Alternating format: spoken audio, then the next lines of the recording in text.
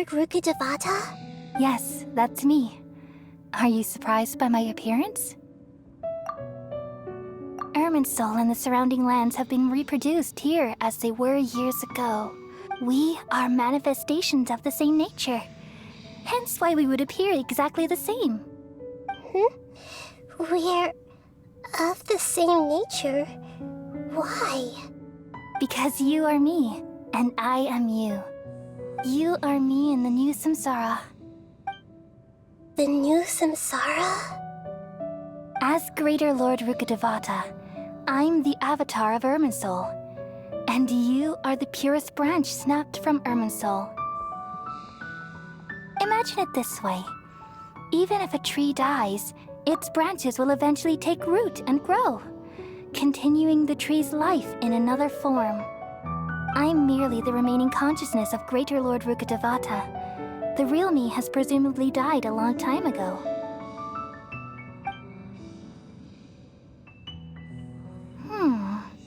Judging from your appearance, I've probably been dead for 500 years. But you're finally here. My new self in the samsara.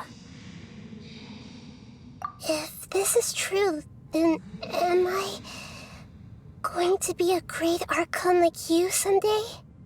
Though we share the same nature, our fates are bound to be different. All things have their own fate.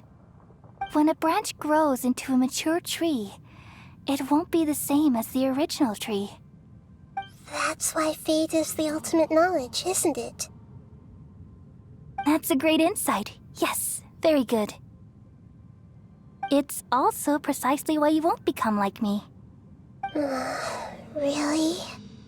But perhaps you may become an even greater Archon than I.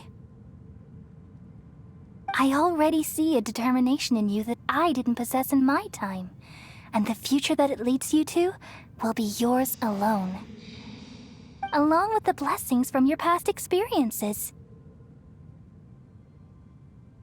Don't worry. The growth of wisdom is like that of a plant. You only need to wait quietly for the flower to bloom.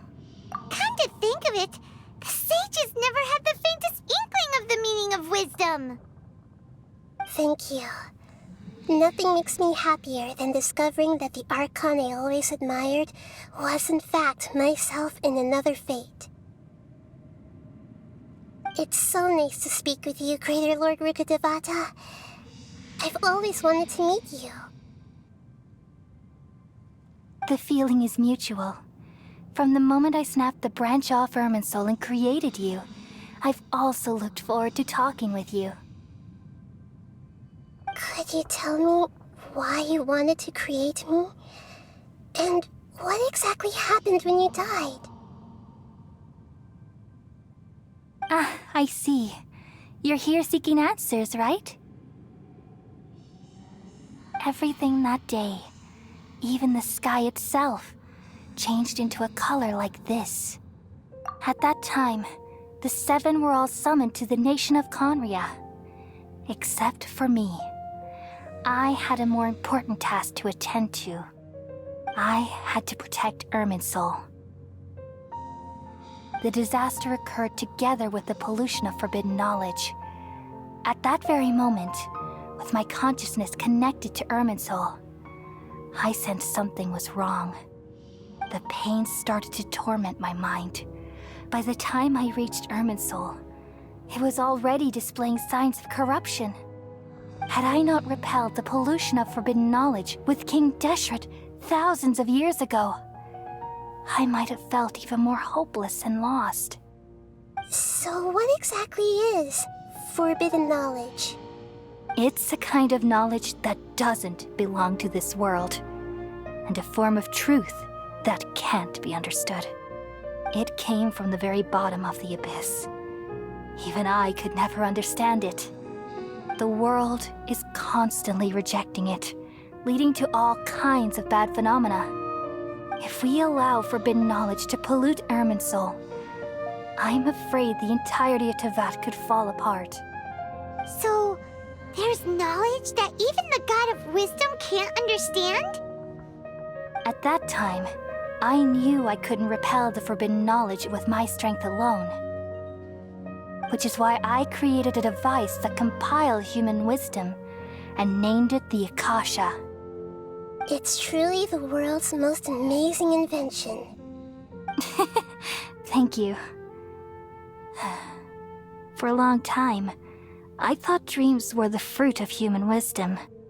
Though it was selfish to do so, I borrowed people's dreams using the Akasha. Then I compiled their wisdom and all of my own power. Well, did it work? Thanks to the wisdom of the people of Sumeru, almost all the forbidden knowledge was cleared from Irminsul. But things didn't go as smoothly as I thought.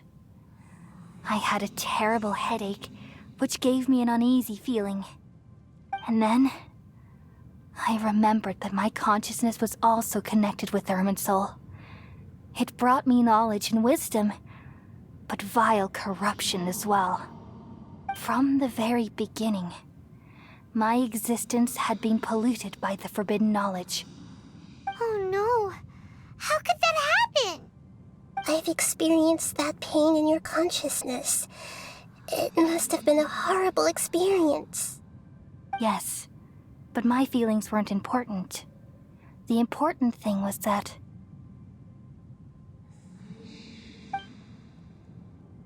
even if I died, my existence and everything related to me would continue to exist in Irminsul as memories and knowledge, meaning that the forbidden knowledge couldn't ever be permanently eradicated. And there's no way for me to eliminate myself. It would be a sort of paradox. So, I took the purest branch of Irminsul as my incarnation in the next samsara and left a trail of clues, all in hopes that you would come here and remove me and my pollution from Irminsul forever. Wait, no, I can't. So you realize what that implies. You are very smart indeed. Irminsul has all the knowledge and memories of this world. And as you've realized just now, removing me from Irminsul means I essentially will never have existed in this world. But this is the only way to save Irminsul. People love you so much, and they've missed you so much over the past 500 years. I am exactly the same. So how can we just forget you like this? Is there really no other way? There must be something else I can do. You're the god of wisdom, Booer. You should know that there is no other way. But this is so cruel. I don't want to forget you. No need to feel so sad, Booer. As someone who delights in wisdom, you should feel joy at finally finding the answer. These are the words in their entirety. The answer you've been seeking all along. Let the world completely forget me.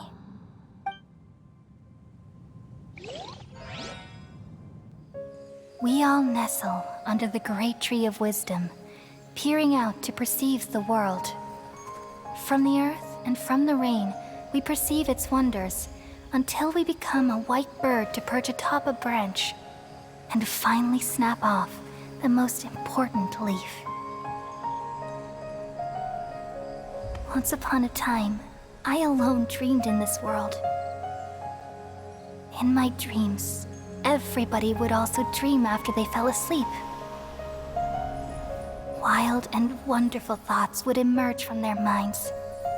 Some tumbled to the ground, and others floated to the sky, connecting all things in the world into one dazzling net. Among a plethora of worlds were numerous smaller worlds, all of fate, finding within the tapestry their brilliant glow. I gradually understood that these indescribable and constantly changing things are the most profound things in the world. Only they can completely repel the madness. Only dreams can awaken consciousness from the deepest darkness.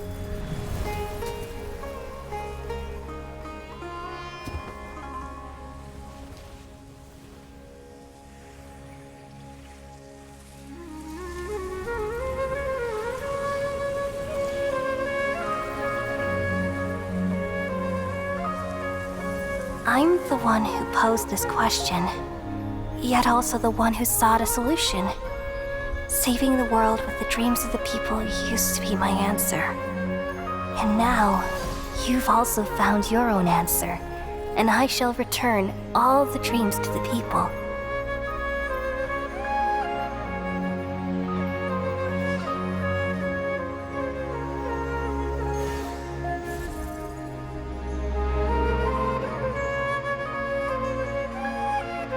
Goodbye, people of Sumeru.